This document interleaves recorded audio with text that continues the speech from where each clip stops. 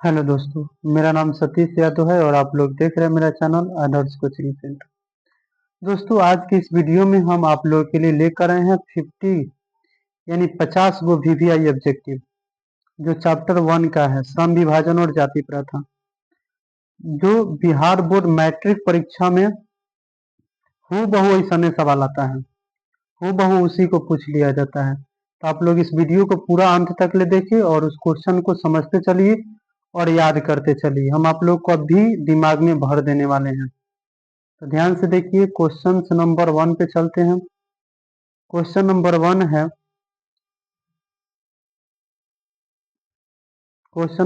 है, the earth tables किसकी रचना है?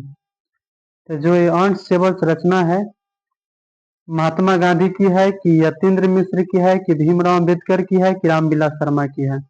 आप लोग कमेंट में इसका आंसर डालिए अगर याद है तो, और नहीं याद है तो आप लोग यहाँ पे समझते चलिए। तो द अर्थ टेबल्स जो रचना है भीमराव अम्बेडकर की है, option C is right answer हो जाएगा। चलते हैं क्वेश्चन नंबर 2 पे। क्वेश्चन नंबर 2 है, किसे बाबा साहेब के नाम से पुकारा जाता है? ऑप्शन ए हजारी प्रसाद द्विवेदी को, ऑप्शन बी भीमराव अंबेडकर को, ऑप्शन सी अमरकांत को, ऑप्शन डी रामविलास शर्मा को। तो बाबा साहेब के नाम से पुकारा जाता है डॉक्टर भीमराव अंबेडकर को, ऑप्शन बी हो जाएगा। Option B is right answer हो जाएगा। Option B is right answer. चलते हैं क्वेश्चन नंबर 3 पे। क्वेश्चन नंबर 3 है, बुद्धिज्म एंड कम्युनिज्म किनकी रचना है? मैक्समुलर की कि अमरकांत की कि महात्मा गांधी की कि भीमराव अम्बेडकर की? तो ये भी जो रचना है श्रम विभाजन और जाति प्रथा से जितना सारा भी रचना ऐसा आएगा वो डॉक्टर भीमराव अम्बेडकर की है। तो यहाँ पे ऑप्शन डी भीमराव अम्बेडकर की होगा। चलते हैं क्वेश्चन नंबर 4 पे। क्वेश्चन नंबर 4 है, हु और सुधराज किनकी रचना है? ऑप्शन ए भीमराव अम्बेडकर की, ऑप्शन बी अमरकांत की, ऑप्शन सी महात्मा गांधी की, ऑप्शन डी यतीन्द्र मिश्र की। अगर आप लोग को ये क्वेश्चन आ रहा है तो इसका आंसर आप लोग कमेंट में बताते चलिए। हम इसका आंसर बता रहे हैं, ऑप्शन ए होगा। Option A Bhimrao Ambedkar. Option A हो जाएगा भीमराव अम्बेडकर। चलते हैं नेक्स्ट क्वेश्चन पे। क्वेश्चन नंबर 5 पे। क्वेश्चन नंबर 5 है, मानव मुक्ति के पुरोधा किसे कहा गया है? ऑप्शन ए नलिन लोचन शर्मा को, ऑप्शन बी यतीन्द्र मिश्र को, ऑप्शन सी अंबेडकर को और ऑप्शन डी अमरकांत को। तो मानव मुक्ति के पुरोधा कहा गया है भीमराव अंबेडकर को। Option C is correct answer. Question number 5 का सी आंसर हो जाएगा। चलते हैं क्वेश्चन नंबर 6 पे। क्वेश्चन नंबर 6 है, भारत में जाति प्रथा का मुख्य कारण क्या है? ऑप्शन ए बेरोजगारी, ऑप्शन बी गरीबी, ऑप्शन सी उद्योग धंधों की कमी और ऑप्शन डी अमीरी। आप लोग को आ रहा है तो इसका जवाब दीजिए कमेंट में, नहीं आ रहा है तो समझिए। भारत में जाति प्रथा का मुख्य कारण जो है बेरोजगारी है। ऑप्शन ए होगा। Option A. चलते हैं क्वेश्चन नंबर 7 पे। क्वेश्चन नंबर 7 है, जाति प्रथा स्वाभाविक विभाजन नहीं है क्यों? जाति प्रथा स्वाभाविक विभाजन नहीं है क्यों?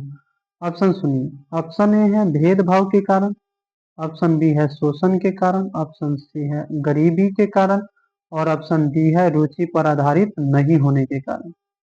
देखिए, जाति प्रथा स्वाभाविक विभाजन नहीं है। क्यों? क्योंकि रुचि पर आधारित नहीं है। रुचि पर आधारित नहीं होने के कारण जो है श्रम विभाजन स्वाभाविक विभाजन नहीं है। तो ऑप्शन डी इसका करेक्ट आंसर हो जाएगा। Option D. क्वेश्चन नंबर 8 देखते हैं। क्वेश्चन नंबर 8 है, श्रम विभाजन और जाति प्रथा के लेखक कौन है? ऑप्शन ए है doctor Ram Manohar Lohia, option B है बाबा साहेब भीमराव अम्बेडकर, ऑप्शन सी है महात्मा गांधी और ऑप्शन डी है डॉक्टर संपूर्णानंद। तो इसका आंसर हो जाएगा भीमराव अम्बेडकर। श्रम विभाजन और जाति प्रथा के लेखक कौन है? Bhimrao Ambedkar. Option B is correct answer. चलते हैं क्वेश्चन नंबर 9 पे। क्वेश्चन नंबर 9 है, लेखक की दृष्टि में विडंबना की बात क्या है? ऑप्शन ए है जातिवाद के पोषकों की कमी नहीं है, ऑप्शन बी है जातिवाद के पोषक नगण्य है, ऑप्शन सी है आर्थिक दृष्टि से जातिवाद उचित है, और ऑप्शन डी है जातिवाद लोकतंत्र के विरुद्ध नहीं है। तो इसका आंसर हो जाएगा लेखक की दृष्टि में विडंबना की बात क्या है, तो अभी भी जो है ना जातिवाद के पोषकों की कमी नहीं है। Option A is correct answer होगा इसका, ऑप्शन ए होगा। चलते हैं क्वेश्चन नंबर 10 पे। क्वेश्चन नंबर 10 है लेखक की दृष्टि में आदर्श समाज कैसा होना चाहिए। ऑप्शन ए है जिसमें स्वतंत्रता, समता और भारतीयत्व का भाव हो। ऑप्शन बी है जिसमें सभी धनी हो। ऑप्शन सी है जिसमें सभी पढ़े लिखे हो। ऑप्शन डी है जिसमें सभी स्वस्थ हो। तो देखिए लेखक की दृष्टि में आदर्श समाज कैसा होना चाहिए। लेखक बताए हैं चैप्टर में कि जिसमें स्वतंत्रता, समता और भारतीयत्व का भाव हो। तो 10 नंबर का भी आंसर हो जाएगा option A. Option A is correct answer 10 number का। चलते हैं क्वेश्चन नंबर 11 पे। क्वेश्चन नंबर 11 है लेखक बेरोजगारी का प्रमुख और प्रत्यक्ष कारण किसे मानते हैं। तो लेखक जो है ना इस चैप्टर श्रम विभाजन और जाति प्रथा है, तो लेखक बेरोजगारी का प्रमुख और प्रत्यक्ष कारण जाति प्रथा को मानते हैं। ऑप्शन सी हो जाएगा आंसर। क्वेश्चन नंबर 12 है अंबेडकर की दृष्टि में भाईचारे का वास्तविक रूप कैसा होता है। ऑप्शन ए है दूध और शक्कर के मिश्रण की तरह। ऑप्शन बी है दूध और पानी के मिश्रण की तरह। ऑप्शन सी है तिल और तंडुल के मिश्रण की तरह। और ऑप्शन डी है पानी और नमक के मिश्रण की तरह। तो लेखक अंबेडकर बताते हैं कि भाईचारे का वास्तविक रूप जो होना चाहिए दूध और पानी के मिश्रण की तरह होना चाहिए। Option B is correct answer. Option B is correct answer 12 number का। क्वेश्चन नंबर 13 पे चलते हैं। 13 नंबर सवाल है भारतीय संविधान के निर्माण में महत्वपूर्ण भूमिका किसकी है। तो भारतीय संविधान के निर्माण में बताइएगा। ऑप्शन यहाँ पे दिया गया है भीमराव अम्बेडकर। ऑप्शन बी है ज्योतिबा फुले। ऑप्शन सी है राजगोपालचारी और ऑप्शन डी है महात्मा गांधी। तो जो भारतीय संविधान के निर्माण में महत्वपूर्ण भूमिका था भीमराव अम्बेडकर का। Option A is correct answer. चलते हैं क्वेश्चन नंबर 14 पे। क्वेश्चन नंबर 14 है सभ्य समाज की आवश्यकता क्या है। तो सभ्य समाज की आवश्यकता जो है श्रम विभाजन है। श्रम विभाजन option B. Option B is correct answer.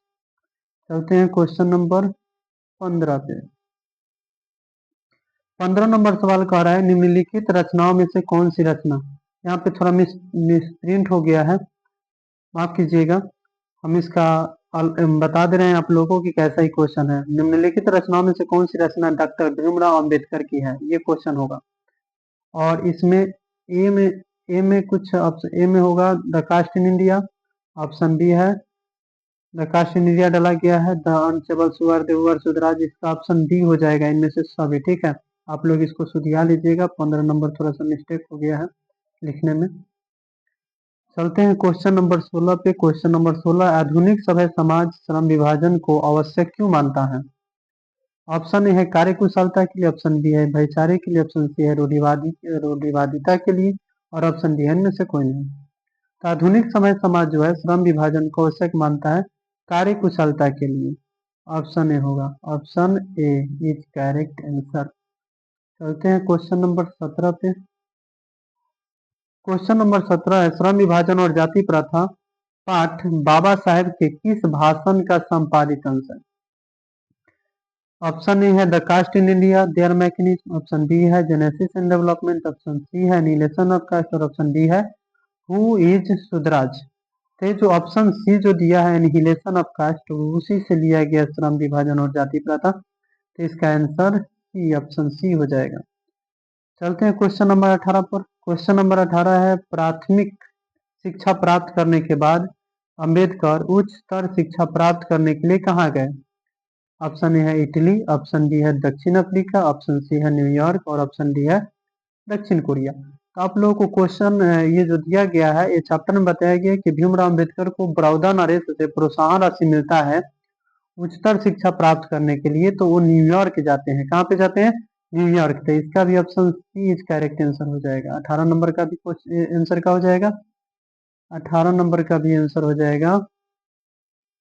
18 number का भी आंसर हो जाएगा ऑप्शन सी न्यूयॉर्क। चलते हैं क्वेश्चन नंबर 19 पे। क्वेश्चन नंबर 19 है, अम्बेडकर के चिंतन व रचनात्मकता के लिए प्रेरक व्यक्ति कौन थे? ऑप्शन ए है बुद्ध, ऑप्शन बी है कबीर, ऑप्शन सी है ज्योतिबा फुले, ऑप्शन डी है इनमें से सभी। अगर आप लोगों को क्वेश्चन का आंसर मालूम है तो आप लोग कमेंट के माध्यम से बताते चलिए। इसका आंसर हो जाएगा ऑप्शन डी, इनमें से सभी। इनमें से सभी थे, इनमें से सभी। Option D is correct answer.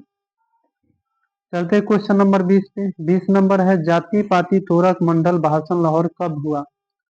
ये जो ये जो था 1936 में हुआ था। ऑप्शन 20 का ऑप्शन क्वेश्चन नंबर 20 का ऑप्शन सी हो जाएगा। चलते हैं क्वेश्चन नंबर 21 पे। क्वेश्चन नंबर 21, श्रम विभाजन और जाति प्रथा क्या है? तो आप लोग को मालूम होगा कि ये कहानी है कि निबंध है कि भाषण है कि साक्षात्कार है। तो ये निबंध है। ऑप्शन सी में निबंध दिया गया है, निबंध सही हो जाएगा। ऑप्शन क्वेश्चन नंबर 22, अंबेडकर के भाषण एनिहिलेशन ऑफ कास्ट को किसने हिंदी में रूपांतरण किया? Option A Lalit Singh Yadav, B Kishori Lal, C Mohan Vajpayee और डी इनमें से कोई नहीं।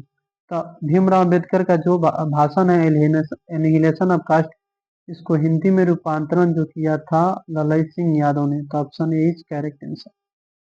चलते हैं नेक्स्ट क्वेश्चन 23 नंबर पे। 30 नंबर सवाल है, अंबेडकर का जन्म किस परिवार में हुआ था?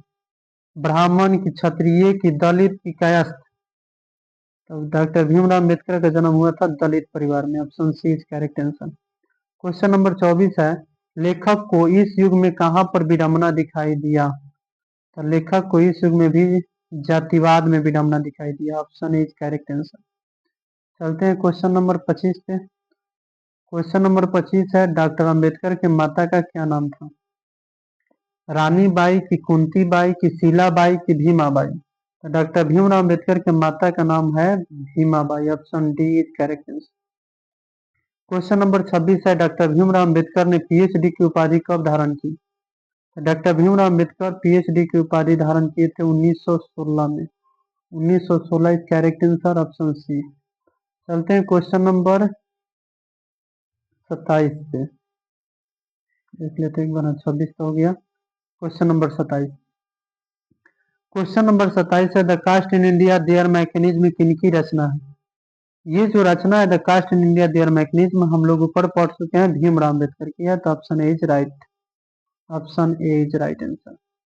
आदर्श समाज स्वतंत्रता समानता भारतीयत्व पर आधारित होगा, किसने कहा? क्वेश्चन नंबर 28 है, किसने कहा था? तो भीमराव अम्बेडकर ने। Option B is right answer. चलते हैं 29 नंबर सवाल पे। 29 नंबर सवाल है, डैश पेशे का दोषपूर्ण पूर्व निर्धारित करता है? तो जो जो पेशे का दोषपूर्ण पूर्व निर्धारित करता है वो जाति प्रथा है। जाति प्रथा। ऑप्शन बी, पेशे को सबसे पहले ही बांध देता है।